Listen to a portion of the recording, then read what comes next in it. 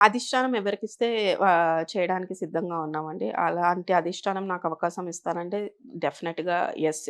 మేము వచ్చింది ముందుకెళ్ళటానికే వస్తారు ఎవరైనా సరే. రాజకీయంలోనే కాదు ఏ రంగంలోనైనా ఇప్పుడు మీరు ఒక యాంకర్‌గా ఉన్నారు, ఒక రిపోర్టర్‌గా ఉన్నారు. మీ పైన మీరు ఒక రేపు సెపరేట్ ఛానెల్ పెట్టాలనుకుంటే అవకాశం వస్తే డెఫినెట్‌గా పెడతారు గదా! అట్లనే డెఫినెట్‌గా అవకాశంని ఎవరైనా సద్వినియోగం చేసుకోవాలనే చూస్తారు. కాబట్టి డెఫినెట్‌గా అధిష్టానం అవకాశం ఇస్తే నేను సిద్ధంగానే ఉన్నా.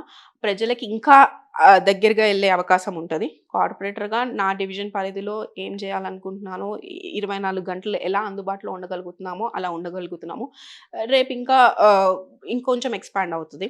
యెస్. డెఫినెట్‌గా నేను సిద్ధంగా ఉన్నాను. బట్ అలా అని అధిష్టానానికి ఇది కాదు. అధిష్టానం ఎవరికిచ్చినా ఆ ప్రయత్నాలు జేస్తున్నారా? నేను సిద్ధంగా ఉన్నానని చెప్పే ప్రయత్నం అనేది లేదు. ఇంకా నేనేం చెప్పలేదు. అధిష్టానానికి ఏం చెప్పలేదు. బట్ అధిష్టానం నిర్ణయం తీసుకుంటుంది అని మేము భావిస్తున్నాం. నిర్ణయం తీసుకునే ముందు డెఫినిట్‌గా మేము ఉన్న కార్పొరేటర్‌లో ఇద్దరం ఉన్నాం కాబట్టి యూసుఫ్ గూడా ప్రెజెంట్ ఉన్న కార్పొరేటర్స్ మిగతా కార్పొరేటర్స్ అందరూ గూడా ఎళ్ళిపోయారు కాంగ్రెస్ పార్టీకి.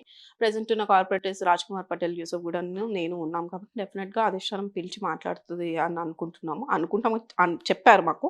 పిలిచి మాట్లాడతామని డెఫినిట్‌గా అప్పుడు అవకాశం ఏమైనా ఉంటే అడిగే ఛాన్సెస్ ఉంటే